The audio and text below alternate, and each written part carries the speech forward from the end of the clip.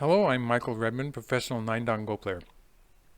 In this final video of this particular series, I'm going to talk about, once more, the direct 3-3 invasion, and in this case I'm going to be talking about black rolling here. So this is potentially one of the most complicated variations. White has a number of choices, and so it really depends on how much you want to fight here, because if you're in doubt or if you want to keep things simple, then always extending is a good enough move. So extending here, black might curl once more, white can extend again. Extending towards the center on the fourth line, it's going to give you an even result if you're playing with white.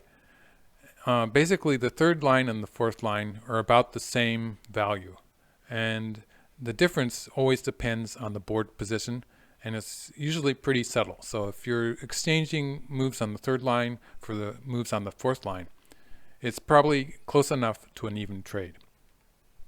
This keeps it really simple, although it will give black the initiative. It will give black the option to play elsewhere on the board, so black has insei here. A more active move would be to play the hane, so covering on the third line. Or actually there's an interesting move, I'll talk about this one first. Playing here in front of black, and if black bumps against white and plays the hane underneath, and we get into this variation, it compares favorably with white covering here, and the same thing happening one move early. So in this variation, black has curled once more compared to this variation, just switching back and forth between these two variations. You can see that white's wall is one line bigger. It's a stronger wall. Black's gain in territory is something like maybe 1 point. So black's gain in the corner is relatively minor compared to the fact that white's wall is that much bigger. And the weakness in white's wall is always going to be this cutting point. So it's good for white to have this as far away from the right side as possible. So it's going to be relatively difficult for black to play an effective peep there. So that is an option that white has when black rolls there to play here. In actual play, black might leave it. Black might play hanesugi on this side and take insei. So in that way, it is sometimes it can be easier for black to play away, but white does have a very nice position. It works well when white has ideas towards the upper side. So in this direction, if white has potential to build territory in that area, then this is an option that white has.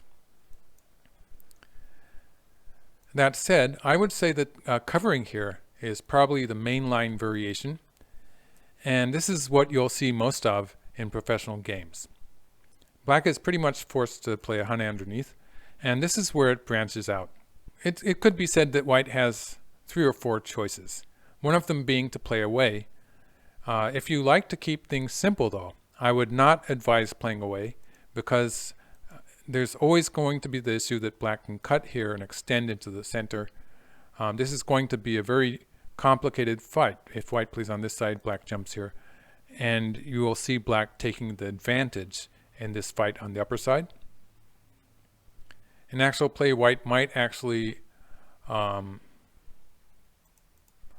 jump here, and actually you'll see this variation in some of the AlphaGo versus AlphaGo games where white plays here. It requires a lot of reading to figure out what exactly is going to happen here on the right side of the board.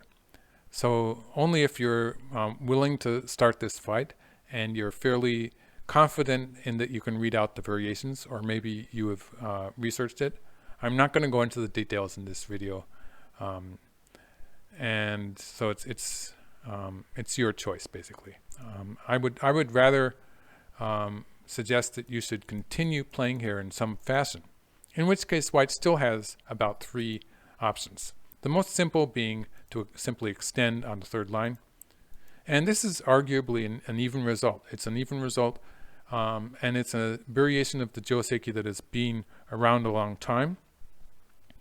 And when if black plays some kind of a pincer on the right side, this wall is a pretty good wall, and that the peep here is a bit far away from black's invasion on the fourth line, when black has played an invasion on the 4th line here, at some point black would like to peep there, but this peep is a bit too far away from the marked black stone. So white can counterattack actually this way, and black is going to be cut off. So this peep, being that much more difficult for black to actually play, it makes this kind of a wall. It's a good wall for white, so playable. So covering here and extending is an option. And the possible drawback would be that black does get sente. Black gets the initiative to play away in the beginning of the game. I think I should say as many times as possible that in the beginning of the game, early stages of the game, the initiative is very important. So if white wants to play a more active variation, the move would be to play a hane here. And this leads to a lot of more complicated variations. Black will probably cover on the 2nd line, after which white has 2 choices. White can either cut here, or white can play the double hane here. This double hane will probably lead, this being the main variation, lead to this, and a lot depends on the ladder again. So if this ladder favors white, this is going to be okay for white. If the ladder does not favor white, then white would be playing a move like this, and there would be a lot of aji in regard to this move, a lot of potential there. And I'm calling this even. I have played this with either side. I've played this variation with black or with white. And so I'd say it's close enough. I think both players have a fighting chance in this variation. The variation we see most in top professional play recently is this cut here. With this cut, white is trying to confine black to the corner. If black takes this 1 stone, white will play an atari. Locally, white has played all the forcing moves he can, basically. So locally, this is a success for white. The drawback being, again, that black has sente. So black has a completely living shape in the corner and can play away. So the fact that black can take the initiative in the opening of the game after taking the corner away from white makes this playable for black too. It's an even result. Otherwise, if the ladder favors black, then you will see black playing this way. And this, I'm saying this move does depend partly on the ladder. Because when white plays this way and captures the 1 stone, at this point usually you will see black playing here to protect the black stones in the corner. And if white can capture no ladder without an effective ladder breaking move for black, then this is usually going to be good for white. I like this for white. So black will usually be getting into this variation when the ladder favors black. You saw 2 variations. So both in this case, if the ladder favors white, this is playable for black. I mean, it's playable for white if white has an advantage in the ladder. And there was also another variation where white plays here. Also this one, if the ladder favors white, this is good for white. And so basically this ladder is the same ladder. It's the ladder going off in that direction. If it's the same ladder, then if the ladder is bad for black, we go back to black's original move, which is the crawling move here. If the ladder's, if that ladder is not good for black, you will usually see black playing this move, which I covered in a different video. So when black crawls here, usually those ladders are good for black. And in that case, I'll just show you this variation once more. In that case, this variation is even. And you will see a lot of top professionals playing this variation when the ladder favors black.